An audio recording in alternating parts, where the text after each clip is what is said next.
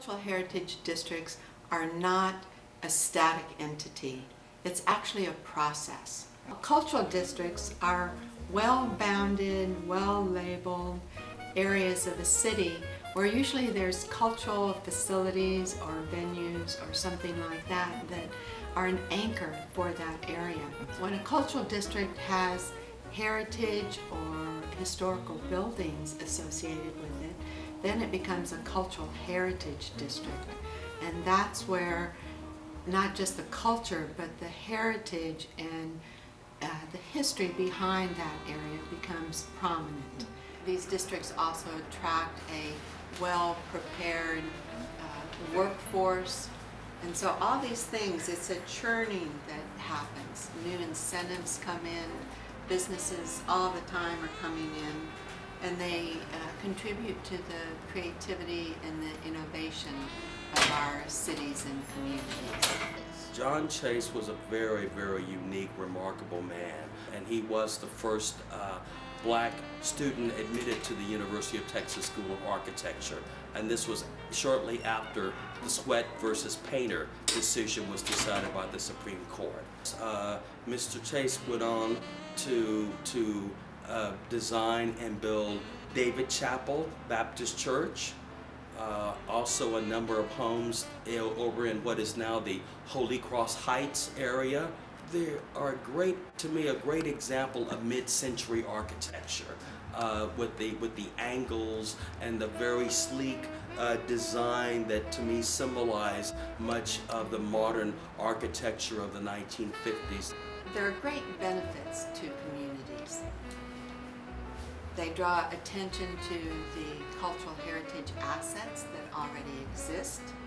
They build on those attractions, and then they encourage further preservation of these beautiful historical buildings.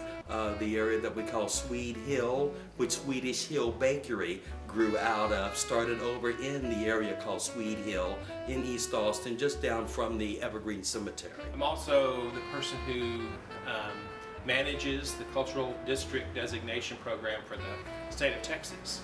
And this program came about in 2005.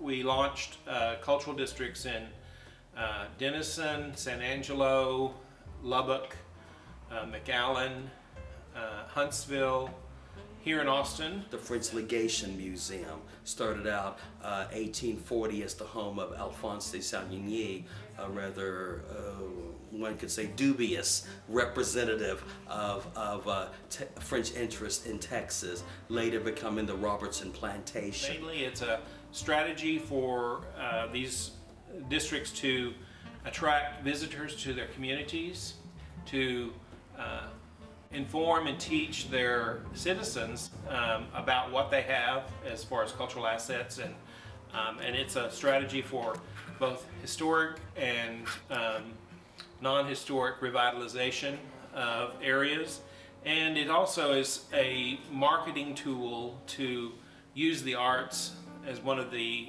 many assets that a community might have to attract an audience of all types. So we look at it as a broad strategy that organizations and entities can use. A man named Alphonse de Savigny managed to get himself named as the head of the charge d'affaires to France from Texas. He immediately got into fixes with the people, residents here in Austin. He would kill livestock, which was why there was the Pig War that was held here in 1840 when Alphonse de Savigny killed a pig that came out of a neighboring resident's fence. So he killed a pig, and that was used as a way of getting the man out of town. The legation, as we know it,